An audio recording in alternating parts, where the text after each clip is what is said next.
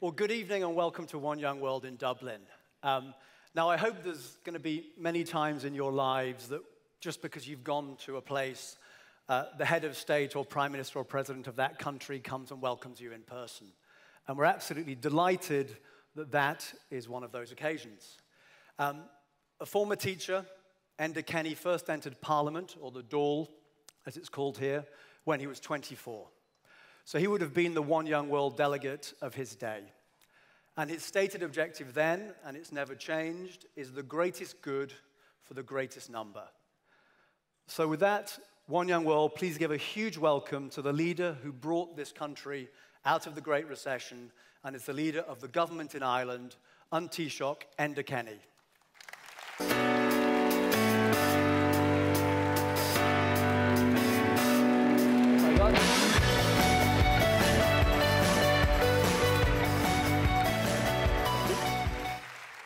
Thank you, David. Good evening. Welcome to Ireland and welcome to Dublin. As we say in our Gaelic tongue, Céad Míle Fáilte, which means 100,000 welcomes. So you've come here today from every part of the world, representing business, representing industry, a myriad of economic and social indicators from right across the globe. You're very welcome. But equally, you come here as leaders, leaders of hope, of dignity, of justice, of responsibility, of community, and of compassion. The values we require, the qualities we depend on, to find, to install, and promote a sense of not just doing, but just as crucially, a sense of being, of belonging in the one world we have. Our world, one world. So here in this conference in Dublin, you both declare and disallow. So by declaring your citizenship of the one world of Sierra Leone, Sudan, of Gaza, of Ukraine, or of Syria, or Iraq, or Lhasa, or Hong Kong, you are clearly and unequivocally disallowing yourselves what you call the coordinates of comfort. Because today, your world, your one world neighbor, could be trading millions on the stock exchange, patenting an app, giving birth to a son or daughter who could live either 90 years or 90 days, depending on location. Or maybe teaching their child to swim. One parent hoping it would be a skill for life, another parent hoping it will save their life in the coming monsoon. These from pole to pole, each and all of them are your cohabitants. Together, today, we all live and speak and hear a kind of economic and financial language of junk, equities, bonds, hedged, unhedged, liquidity, bubbles, sophisticated pricing models, market consensus, the hunt for yield. Here in Ireland, we're recovering again. Our vital signs are good and becoming strong. 70,000 jobs created since we launched an action plan for jobs.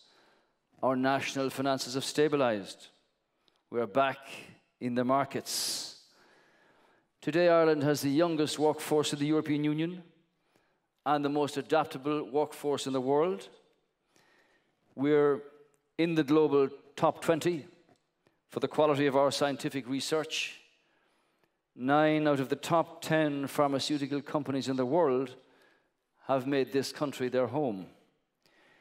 It's very clear that internationally, investors look at Ireland and they like what they see.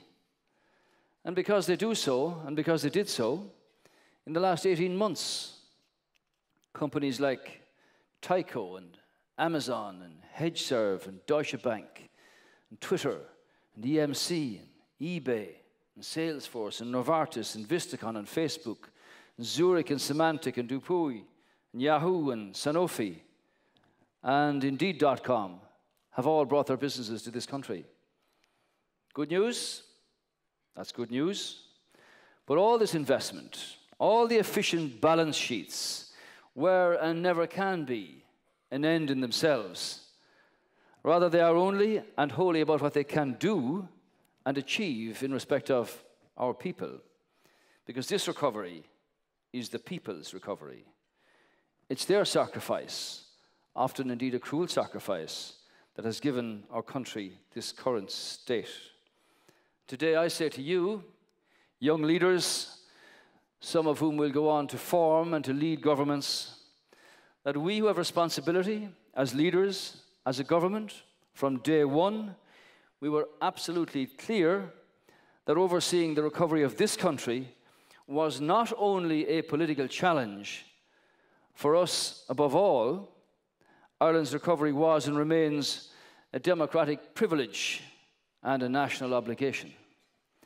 Because it's through our recovery that this and future generations could fulfill their right and their desire as citizens of our one world, of this republic, this one world. And that is to live a dignified, meaningful life. Now today, across the European Union, 5 million young men and women are being denied that right because they don't have a job, they have no work to go to. And all at a time when employers say they cannot find people with the skills that they need. In Ireland's recent presidency of the European Union, which is a 500 million market, we put youth unemployment high up on the agenda. And with the youth guarantee, which became a focus of our work, our union will help our young people to move from education to employment, with every young person being offered focused job training within 4 months of leaving education or becoming unemployed. So to you as young leaders, I would say what I told the European Parliament, that the unemployment figure among our young people is intolerable. And as leaders, we cannot allow a generation to grow up believing that democracy itself has failed to give them a reasonable chance in life. Because it is they, those young people, who are democracy's future, who are Europe's tomorrow, who are the hope of our union. And how future generations will live is part of your urgent agenda in this conference. How we will deal as one world with the risks we know and those we have yet to imagine, let alone quantify, as the effects of weather and climate are brought to bear on our lives. And while those who have done the least damage to our planet are affected the most, even here in the developed world, we see the effects of the warming of the oceans with increased drought, storms, flooding, and so on. At the recent Climate Change Summit in the UN, we, today's leaders, pledged to make every effort to do all that we can to make the necessary changes. Because you see, if we do not, then for our children and grandchildren, it will not be a question of how they will live in a world of 9 billion people, but rather one of whether they will be living at all. And as we know, empathy is key to our successful relationship with people. It's also equally critical to our relationship with our planet. Therefore, in this one world, how we work, how we develop our economies, how we create our jobs, how we grow our food, how we make our energy, and so keep peace and prosperity in and between our countries will all depend on sustainability.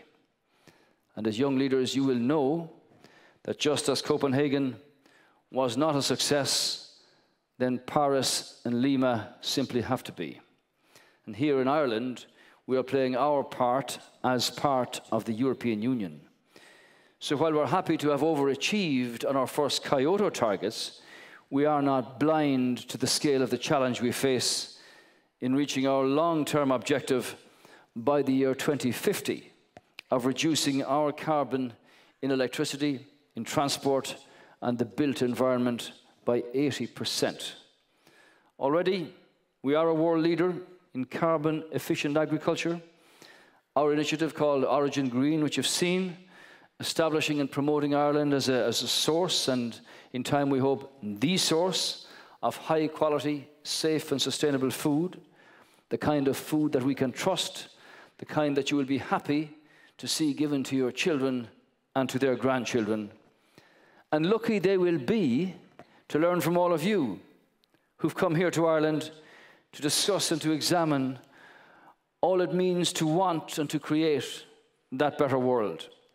Because in being here, your bearings are good and right, your convictions are generous and they're true and they're strong.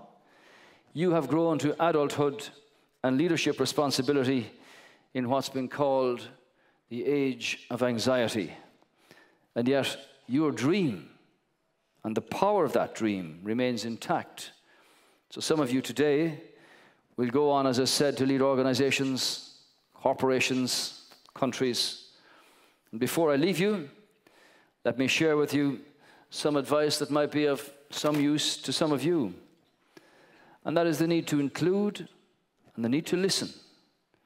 It is a democratic imperative to practice politics and to be seen to, not as a remove, but as a central aspect of people's lives and according to their high personal standards.